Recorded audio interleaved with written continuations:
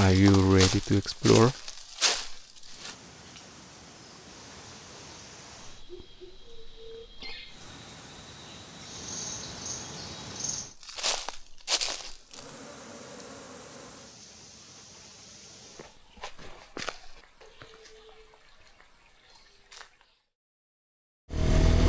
In this episode, I'll take you to one of my favorite spots. A fascinating canyon incredibly rich in flora and fauna, despite being surrounded by a deforested area converted to crops. We're in the tropical deciduous forest of Chiapas, Mexico. Here, the seasons are clearly divided into two periods, the rainy season and the dry season. During the rainy season, which generally begins around June, precipitations are often unpredictable and inconsistent, but they have the power to transform the landscape into a deep green. During this period, the flora grows so quickly that it can very rarely trail trails in a matter of weeks. The heaviest rains cease around October-November despite the cooler climate, and in the following months, the green landscape slowly transforms into an arid and dry landscape, with hues ranging from the gray of the rocks to the reddish of the jungle. It's precisely during the dry season that one can appreciate the high contrast between the warm colors of the surrounding landscape and the green hues of the vegetation within the canyon. Thanks to this characteristic, I immediately spotted it while scanning the satellite view of the region.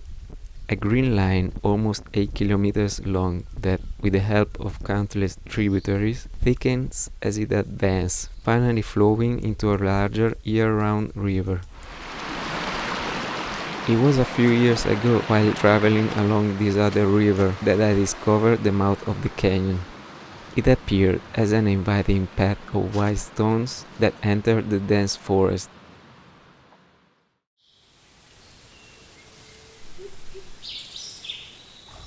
I have visited the main canyon several times, exploring it from top to bottom and discovering various paths that lead to different sections. At the end of this trail, we'll arrive relatively close to my favorite part. A small oasis formed by a spring in the dry canyon bed, where I previously found groups of hummingbirds cooling off in the flowing water. Aside from showing you the hummingbird Little Eden, today's main mission will be to explore the main tributary, which connects about halfway down the canyon, but which I never had time to visit before. The descent into the canyon is quite direct and steep, through a small gap in the vegetation, with the ground covered in loose rocks and dry leaves. You can notice the changing hues of the vegetation as you delve deeper into this scar in the Earth's crust. Along the trail, you'll encounter a couple of dry tributary beds that feed the canyon stream. I don't know the origin of this trail, but nowadays the few people who venture here are mostly hunters, and it's thanks to them that the path remains passable.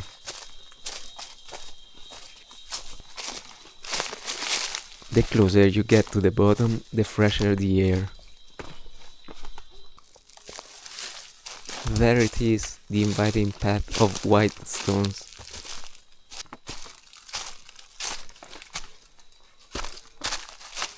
It's a seasonal stream that flows only during the rainy season, but it's possible that in times past it may have been active year-round.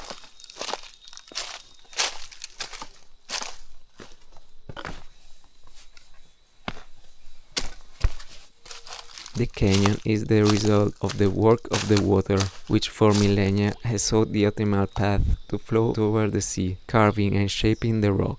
In particular, the acidity of the rain dissolves the limestone, and over time, sediment accumulates, shaping incredible formations on the walls.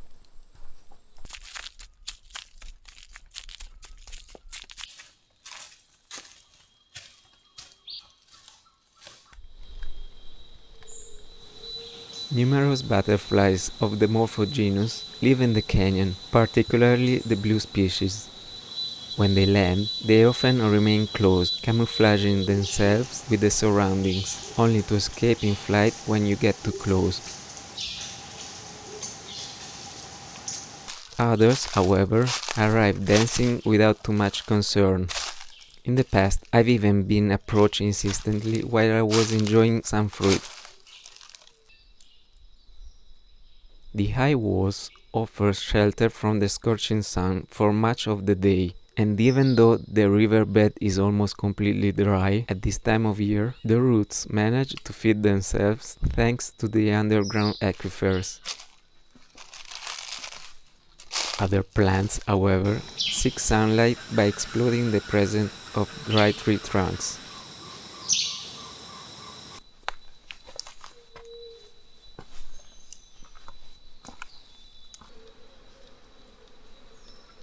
In a bend of the canyon, the first spring appears. From a crack, a trickle of water flows over the rock and drips into a small pool, an oasis for various insect species.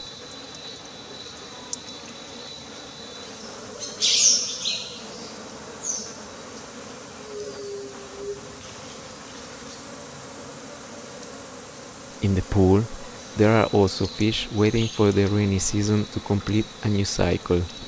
A very delicate balance that also affects the pollination of plant species. Further ahead, another bird seems to be hunting, but I can't identify it. A horde of ants is descending from a rock face.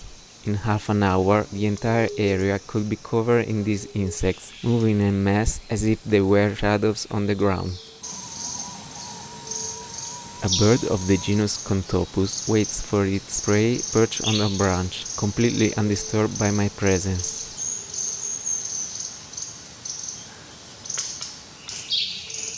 The walls are several dozen meters high, making access difficult, but many animals such as coatis, iguanas, squirrels, and anteaters can easily climb the rocks and tree trunks. On occasion, fauna can cause sand and even rocks to fall. For this reason, it's advisable not to linger near the walls and to always be alert.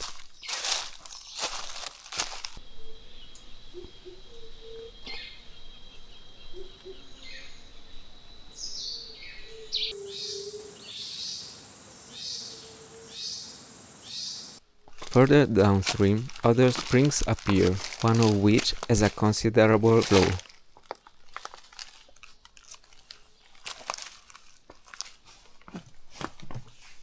Here, a series of shallow pools form, with bluish hues when illuminated by the sun. This was the little Eden paradise I wanted to show you. Unfortunately, this time I don't see any hummingbirds taking turns to cool off in the rapids. I saw just a couple of them passing by, heading for sunflowers on the walls, but none of them at the bottom of the canyon. A varied bunting arrived, however.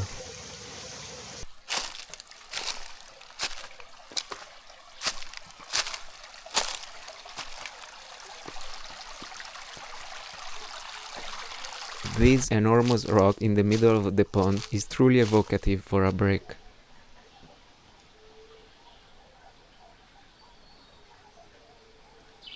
While I eat, I entertain myself by looking at the pools.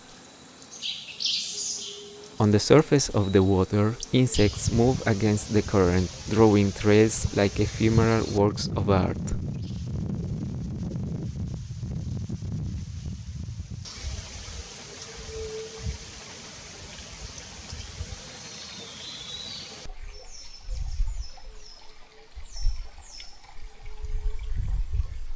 Just enough time for a snack, and we are back on the road to continue our objective, exploring the canyon's main tributary. A little over 100 meters from the pools, the water continues to flow in rivulets between the rocks, an excellent source of water for insects.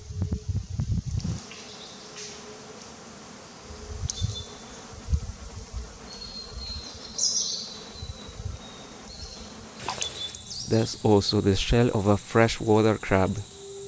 In front of this scene stands the entrance to the part we want to explore. While the main stream bed was reduced to a trickle, the tributary's bed appears much less active. To explore this route, we'll have to climb the slope.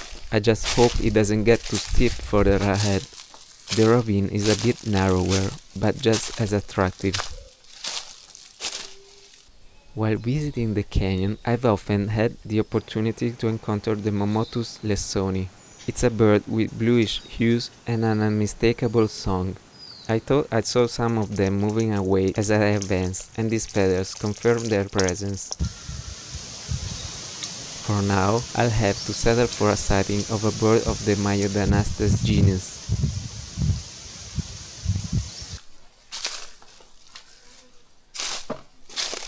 Surprisingly, there's a tiny water source here too. Indeed, we are not very far from the springs area.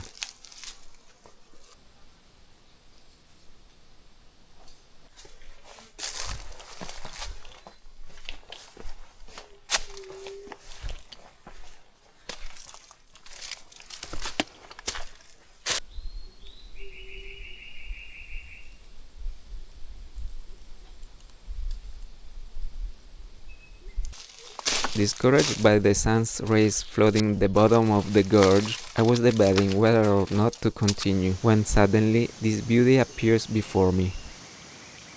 A morpho butterfly resting with its wings fully open. A lucky sighting, to say the least. I hear the Momotus calling a little further ahead, but every time I get too close, they too advance, moving to more distant trees.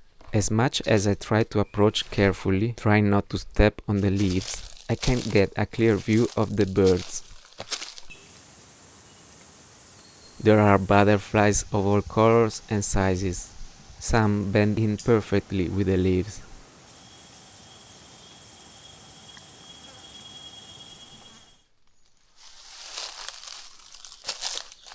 Those caves in the walls look like an ideal hideout for an hypothetical hunter. If I have time, I'll check them out later.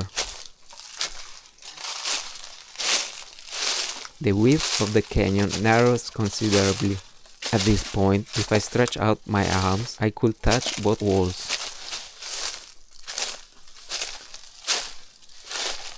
Is something following me? It's just a squirrel. It made quite a loud noise as it trampled on the dry leaves. I must admit, the feeling of being chased into a channel with no escape route put me on alert for a moment. A huge tree had fallen, exposing the stream bed to sunlight.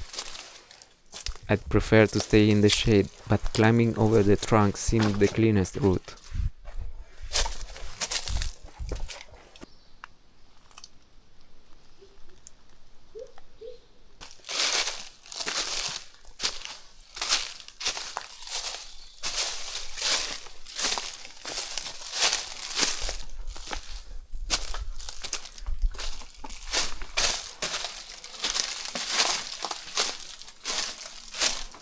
As we advance, the gorge becomes shallower. Eventually, it splits into two branches. The left one emerges directly into the open, while the right one looks a little more promising. The heat is more intense here, and few butterflies hide among the last rocks in the shade. Within minutes, I find myself completely exposed to the sun, and the gully with its vertical walls seems to have vanished.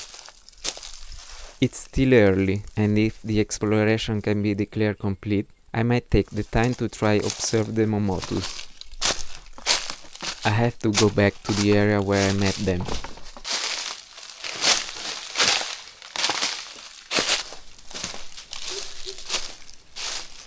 They are close, can you hear them?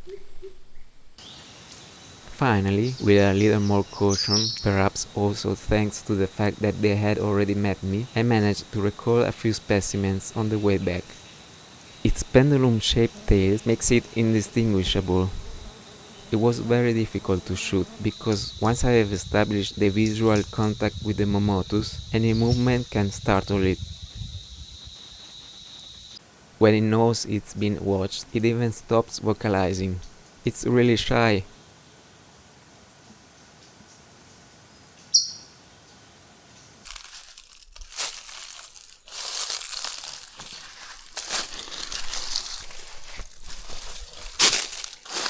I couldn't help but take a look at this panoramic spot.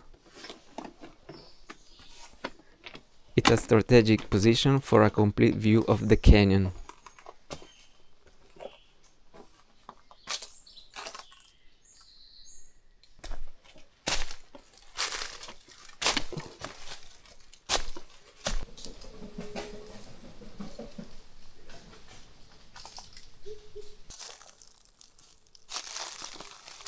Here we go again, where the tributary flows into the main river.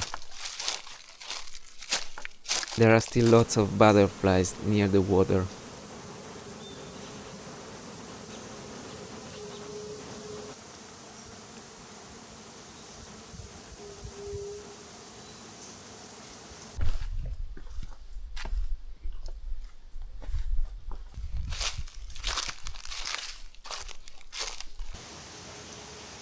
A lizard of the Anolis genus isn't particularly concerned about my presence, believing itself invisible thanks to its camouflage.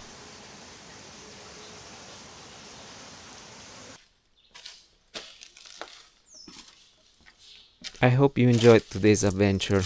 If so, please leave me a like, comment to let me know what you think, and subscribe to join us on more adventures. See you soon!